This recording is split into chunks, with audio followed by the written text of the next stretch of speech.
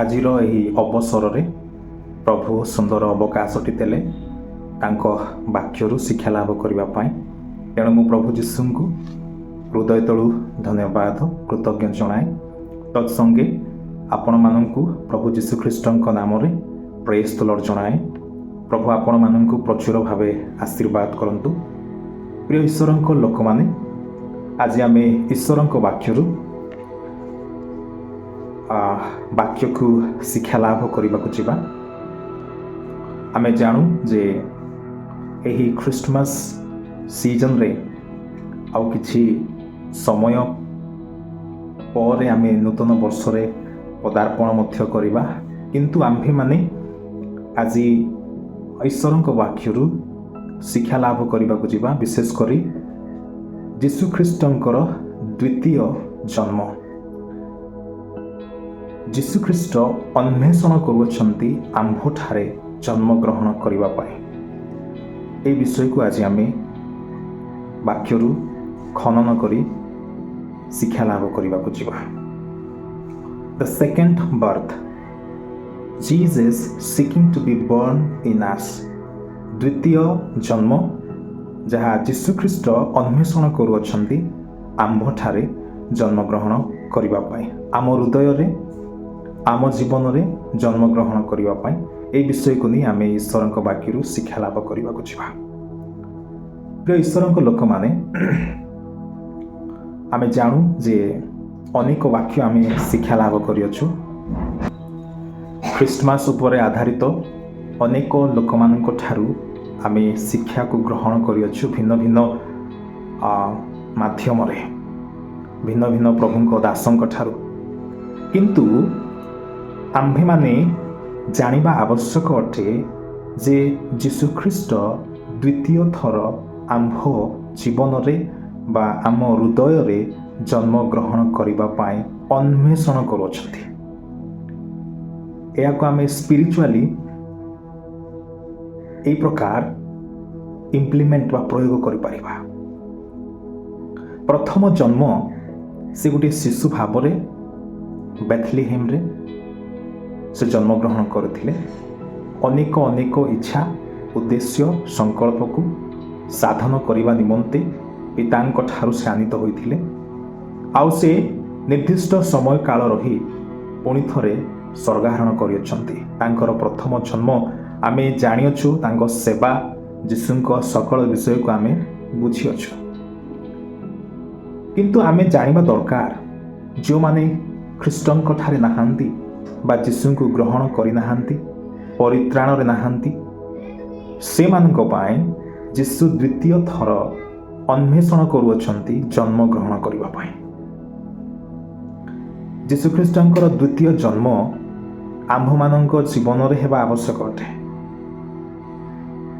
ଯୀଶୁଖ୍ରୀଷ୍ଟ ଅନ୍ୱେଷଣ କରୁଅଛନ୍ତି ଯେ ମୁଁ ଜଣଙ୍କଠାରେ ଜନ୍ମଗ୍ରହଣ କରିବି।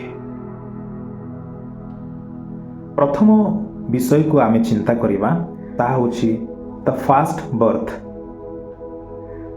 ପ୍ରଥମ ଜନ୍ମ, ଯାହାକି ଯୀଶୁଖ୍ରୀଷ୍ଟଙ୍କର ଫିଜିକାଲ ବର୍ଥ। ସେ ବିଷୟରେ ସେ ଫିଜିକାଲି ମରିୟମଙ୍କ ଗର୍ଭରେ ଜନ୍ମଗ୍ରହଣ କଲେ, ତାଙ୍କ ଠାରୁ ସେ ଜନ୍ମଗ୍ରହଣ କଲେ।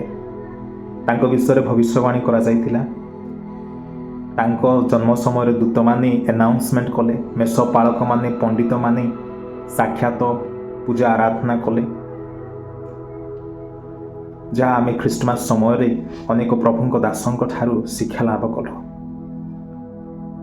ଲୁକ ପୁସ୍ତକ 2:1-7 ଆମେ ଦେଖିବାକୁ ପାରୁଅଛୁ ଯେ ଯୀଶୁଖ୍ରୀଷ୍ଟ ବେଥଲିହେମରେ କେମିତି କି ପ୍ରକାର ଜନ୍ମଗ୍ରହଣ କରିଅଛନ୍ତି। ଆଉ ଯୀଶୁଖ୍ରୀଷ୍ଟଙ୍କର ଯେଉଁ ଜନ୍ମର ତାତ୍ପର୍ଯ୍ୟତା ହେଉଛି ପରିତ୍ରାଣ ପାଇଁ, ମୁକ୍ତି ପାଇଁ ଏବଂ ନୂତନ ଜୀବନ ଦେବା ପାଇଁ। ଯୋହନ ଲିଖିତ ସୁସମାଚାର 3:16, ରୋମିଓ ପୁସ୍ତକ ତାର 5:8 ଉଲ୍ଲେଖ କରାଯାଇଛି। ତ ଏହା ତାଙ୍କର ପ୍ରଥମ ଜନ୍ମ, ଯାହା ଫିଜିକାଲ ବର୍ଥ ବୋଲି କୁହାଯାଏ। ଆଉ ଏହି କାରଣ ପାଇଁ, ଏହି କେତେକ ତାତ୍ପର୍ଯ୍ୟ ପାଇଁ ସେ ଜନ୍ମଗ୍ରହଣ କରିଥିଲେ। ଦ୍ୱିତୀୟ ବିଷୟକୁ ଦେଖିବା, ଯାହା ଏକ ମୁଖ୍ୟ ବିଷୟ ଯେ ଯୀଶୁ ଖ୍ରୀଷ୍ଟଙ୍କର ଦ୍ୱିତୀୟ ଜନ୍ମ, ସେକେଣ୍ଡ ବର୍ଥ, ଏଇଟା ପ୍ରତ୍ୟେକଟି ଲୋକମାନଙ୍କ ପାଇଁ ଆବଶ୍ୟକ ଅଟେ। ଆଜି ମୋ ଠାରେ ଯୀଶୁଖ୍ରୀଷ୍ଟ ଦ୍ୱିତୀୟ ଜନ୍ମ କରିଅଛନ୍ତି ତ? ଆଜି ମୋ ପରିବାରରେ ଲୋକମାନଙ୍କ ମଧ୍ୟରେ ଯୀଶୁ ଦ୍ୱିତୀୟ ଜନ୍ମ କରିଅଛନ୍ତି ତ? ଯଦି କରିନାହାନ୍ତି ତେବେ ସେ ଅନ୍ୱେଷଣ କରୁଅଛନ୍ତି ଆମ ବ୍ୟକ୍ତିଗତ ଜୀବନରେ, ହୃଦୟରେ ଦ୍ୱିତୀୟ ଥର ଜନ୍ମଗ୍ରହଣ କରିବା ପାଇଁ। ଆଉ ବେଥଲିହେମ୍ ସେ ଗୁହାଳ କୁଣ୍ଡରେ ବା କୌଣସି ନିଚସ୍ତ ସ୍ଥାନରେ ନୁହଁ, ଆମ ବ୍ୟକ୍ତିଗତ ଜୀବନରେ, ଆମ ହୃଦୟରେ ସେ ଜନ୍ମଗ୍ରହଣ କରିବା ପାଇଁ ଚାହାନ୍ତି ଆତ୍ମିକ ଭାବରେ। ଏହା ହେଉଛି ଦ୍ୱିତୀୟ ଜନ୍ମ। ଗାଲାତୀୟ ତାର 4:19 ଉଲ୍ଲେଖ କରାଯାଇଅଛି ଯେ ପାଉଲ କହନ୍ତି, ଲେଖା ଅଛି, ଯେ ପର୍ଯ୍ୟନ୍ତ ତୁମ୍ଭମାନଙ୍କ ଠାରେ ଖ୍ରୀଷ୍ଟ ମୂର୍ତ୍ତିମାନ ହୋଇନାହାନ୍ତି ସେ ପର୍ଯ୍ୟନ୍ତ ତୁମ୍ଭମାନଙ୍କ ସକାଶେ ପୁନର୍ବାର ପ୍ରସବ ବେଦନାରେ ବ୍ୟତୀତ ହେଉଅଛି ବୋଲି ପାଉଲ କହୁଛନ୍ତି।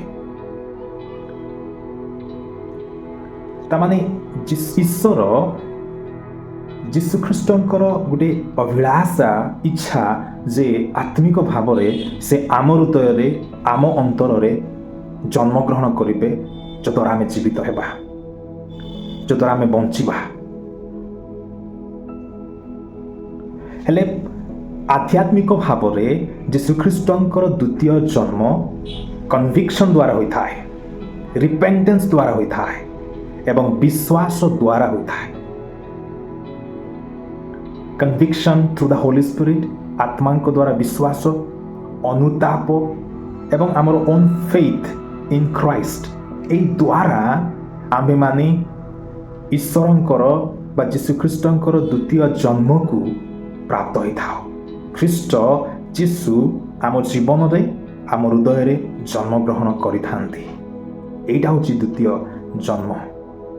ଯୋହନ ଲିଖିତ ସୁସମାଚାର 3:3-7 ପର୍ଯ୍ୟନ୍ତ, ରୋମିଓ ପୁସ୍ତକ 10:9 ଏବଂ 10 ଦ୍ୱାରା ବିଶ୍ୱାସରେ ମୁଖରେ ସ୍ୱୀକାର କରିବା ଦ୍ୱାରା ଆମ୍ଭେମାନେ ପରିତ୍ରାଣ ପାଇଅଛୁ ବୋଲି ଉଲ୍ଲେଖ କରାଯାଇଛି।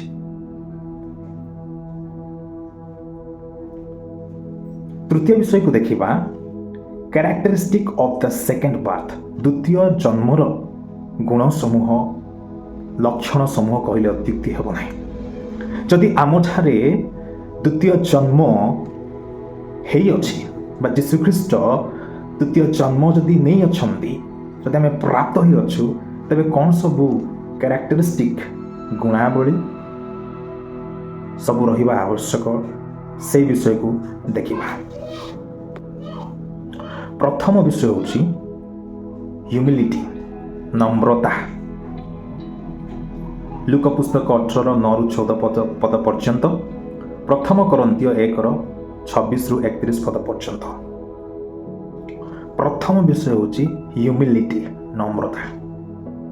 ଯଦି ଆପଣମାନେ ବା ମୁଁ ଭାବୁଅଛୁ ଖ୍ରୀଷ୍ଟଙ୍କର ଦ୍ୱିତୀୟ ଜନ୍ମ ଆମ ଜୀବନରେ, ହୃଦୟରେ ହୋଇଅଛି, ତେବେ ଆପଣଙ୍କ ଠାରେ ନମ୍ରତାର କ୍ୟାରେକ୍ଟରିଷ୍ଟିକ୍ ଥିବ, ଗୁଣ ଥିବ, ଚରିତ୍ର ଥିବ।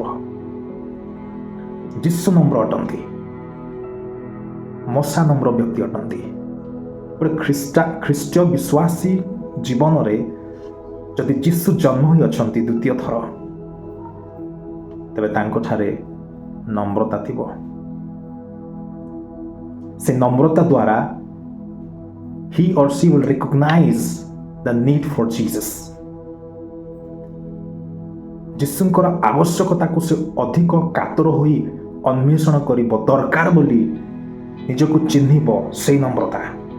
ଦ୍ୱିତୀୟ ବିଷୟ ହେଉଛି ସରେଣ୍ଡର, ସମର୍ପିତ, ଅଧୀନସ୍ଥ ବା ସରେଣ୍ଡର ହେବା, ଏଇ ଗୁଣ ତାଙ୍କଠାରେ ଥିବ। ରୋମିଓ 12:1-2 ପଦ ପର୍ଯ୍ୟନ୍ତ, ଗାଲାତୀୟ ତାର 2:20 ପଦ ପର୍ଯ୍ୟନ୍ତ।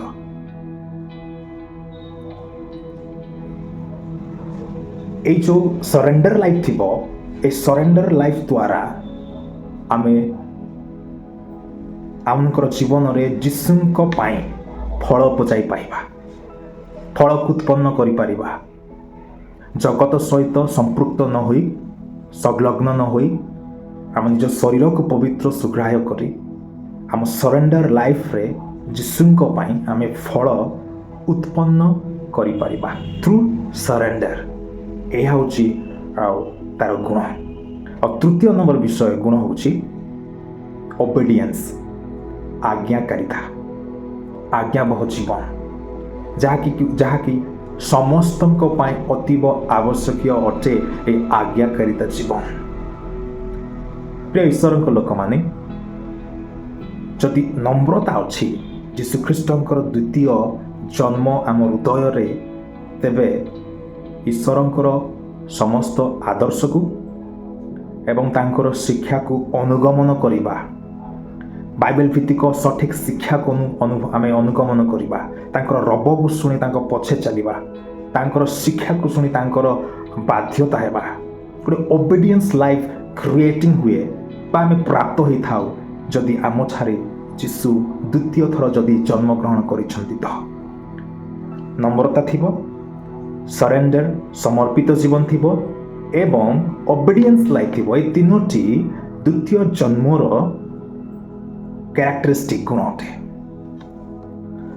ଆଉ ଚତୁର୍ଥ ବିଷୟ ହେଉଛି the result of the second birth. ଦ୍ୱିତୀୟ ଜନ୍ମର ରିଜଲ୍ଟ କ'ଣ, ଫଳାଫଳ କ'ଣ? ଯଦି ଆମେ ଭାବୁ ଯେ ଆମଠାରେ ପ୍ରଭୁ ଦ୍ୱିତୀୟ ଥର ଜନ୍ମଗ୍ରହଣ କରିଅଛନ୍ତି, ଆମଠାରେ ଆମ ଜୀବନରେ ସେ ଅଛନ୍ତି, ତେବେ କ'ଣ ସବୁ ରିଜଲ୍ଟ ଆମେ ପ୍ରାପ୍ତ ହୋଇପାରିବା ବା ପାଇଥାଉ ସେ ବିଷୟକୁ ଦେଖିବା। ପ୍ରଥମ ବିଷୟ ହେଉଛି ନ୍ୟୁ ଲାଇଫ୍। ହାଲେଲୁୟା। ସେ ନୂତନ ଜୀବନକୁ ପ୍ରାପ୍ତ ହୋଇଥାଏ। ଏଇଟା ହେଉଛି ତାର ରିଜଲ୍ଟ, ତାର ଫଳାଫଳ, ନୂଆ ଜୀବନ।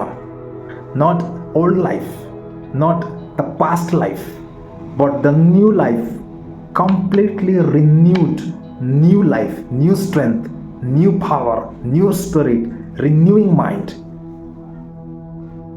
ଆତ୍ମିକ ଜନ୍ମ ଏବଂ ରୂପାନ୍ତରୀକରଣକୁ ସେ ଅନୁଭବ କରିବ। ଏଇଟା ହେଉଛି ତାର ରିଜଲ୍ଟ। ଯୋହନ 15:1-8 ଏବଂ ଗାଲାତୀୟ 5:22-23 ଏହି ସବୁକୁ ସେ ପ୍ରାପ୍ତ ହେବ ତାର ନୂଆ ଜୀବନରେ। ଦ୍ୱିତୀୟ ବିଷୟ ହେଉଛି ଫ୍ରୁଟଫୁଲନେସ୍, ଫଳପୂର୍ଣ୍ଣତା ଜୀବନର ଫଳାଫଳକୁ ସେ ପାଇବ। ଫଳପୂର୍ଣ୍ଣତା ଜୀବନ। ଏ ଫଳପୂର୍ଣ୍ଣତା ଜୀବନ ହେଉଛି ଆତ୍ମିକ ଫଳକୁ ଉପଜାଇବା। ଆଉ ଆତ୍ମିକ ଫଳକୁ ଉପଜାଇ ମଣ୍ଡଳୀରେ, ସମାଜରେ, ପ୍ରତିବାସୀମାନଙ୍କ ମଧ୍ୟରେ, ଅନ୍ୟାନ୍ୟ ଲୋକମାନଙ୍କ ମଧ୍ୟରେ ଗୋଟେ ଇମ୍ପାକ୍ଟକୁ, ଗୋଟେ ଇନଫ୍ଲୁଏନ୍ସକୁ ଆମେ ଫ୍ଲୋ କରିବା, ଯଦ୍ୱାରା ଆମର ଫଳପୂର୍ଣ୍ଣତାର ଜୀବନ ଦ୍ୱାରା, ତାର ପ୍ରଭାବ ଦ୍ୱାରା ଲୋକମାନେ ଆମକୁ ଚିହ୍ନି ଜାଣିବେ ଯେ ଇଏ ଜଣେ ଈଶ୍ୱରଙ୍କର ସନ୍ତାନ ଏବଂ ଈଶ୍ୱରଙ୍କ ଲୋକ। ଯଦି ଆମେ ଯୀଶୁଖ୍ରୀଷ୍ଟଙ୍କର ଦ୍ୱିତୀୟ ଜନ୍ମ ଆମ ଜୀବନ ହୃଦୟରେ ପାଇଅଛୁ, ବ୍ୟକ୍ତିଗତ ଜୀବନରେ, ଆତ୍ମିକ ଭାବରେ, ତେବେ ଆମେ ଫଳପୂର୍ଣ୍ଣ ଜୀବନ ଥିବ, ଯେଉଁ ଆତ୍ମିକ ଫଳପୂର୍ଣ୍ଣ ଜୀବନ ଦ୍ୱାରା ଅନ୍ୟକୁ ଆମେ ଇମ୍ପାକ୍ଟ କ୍ରିଏଟ୍ କରିପାରିବା, ପ୍ରଭାବିତ ବା ଫ୍ଲୋ କରାଇପାରିବା। ତୃତୀୟ ବିଷୟ ହେଉଛି ଇଣ୍ଟିମେସି ୱିଥ୍ ଗଡ୍, ଈଶ୍ୱରଙ୍କ ସହିତ ଘନିଷ୍ଠତା। ଦ୍ୱିତୀୟ ଜନ୍ମର ରିଜଲ୍ଟ ହେଉଛି ଇଣ୍ଟିମେସି ୱିଥ୍ ଗଡ୍, ଖ୍ରୀଷ୍ଟଙ୍କ ସହିତ ବା ଈଶ୍ୱରଙ୍କ ସହିତ ଘନିଷ୍ଠତା।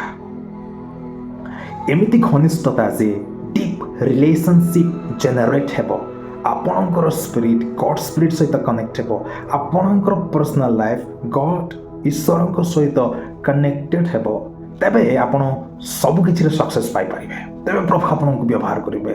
ପ୍ରଭୁ ଆପଣଙ୍କ ଅଭିଷେକରେ, ତାଙ୍କ ଆତ୍ମାଙ୍କ ବରଦାନରେ, ଶକ୍ତିରେ, ଭିନ୍ନ ଭିନ୍ନ ତାଙ୍କରି ଗୌରବ ନିମନ୍ତେ ଭିନ୍ନ ଭିନ୍ନ କ୍ଷେତ୍ରରେ ପ୍ରଭୁ ଆପଣଙ୍କୁ ବ୍ୟବହାର କରିବେ। ଗୋଟେ ସଲିଡ୍ ଫାଉଣ୍ଡେସନ୍ କରି କ୍ରିଏଟ୍ କରିବେ। ଆମ ଜୀବନମାନଙ୍କୁ ଦେଖୁଛୁ ଘନିଷ୍ଠତା ନାହିଁ। ବାକ୍ୟ ପ୍ରଚାର କରୁଛୁ, ଗୀର୍ଜା ଆରାଧନା ଉପାସନା କରୁଛୁ, କିନ୍ତୁ ଘନିଷ୍ଠତାକୁ ଆମେ ହରେଇ ଦେଇଥାଉଛୁ। ଯଦି ପ୍ରଭୁ ଯୀଶୁ ଆମଠାରେ ଜନ୍ମଗ୍ରହଣ କରିଛନ୍ତି ଆତ୍ମିକ ଭାବରେ ଦ୍ୱିତୀୟ ଥର, ସେକେଣ୍ଡ ବାର୍ଥ ଯଦି ହେଇଛି, ତେବେ ଆମ୍ଭେମାନେ ଇଣ୍ଟିମେସି ୱିଥ୍ ଗଡ୍ ହେଇପାରିବା। ବିନା ଖ୍ରୀଷ୍ଟଙ୍କ ଦ୍ୱାରା ପରିତ୍ରାଣ ବିହୁନେ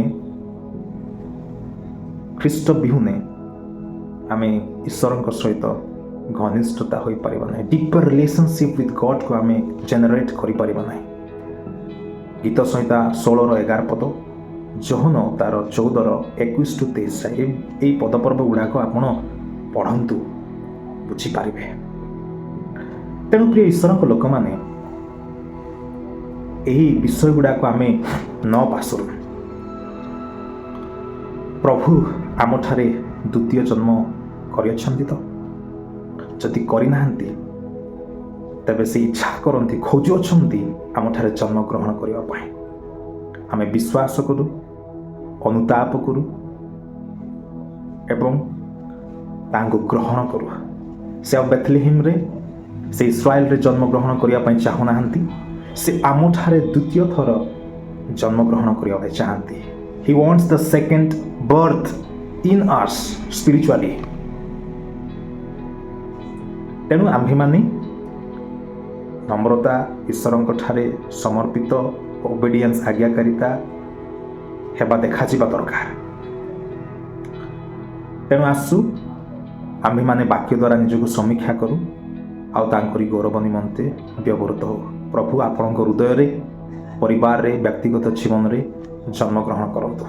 ସମସ୍ତଙ୍କୁ ପ୍ରେଜ୍ ଦ ଲର୍ଡ।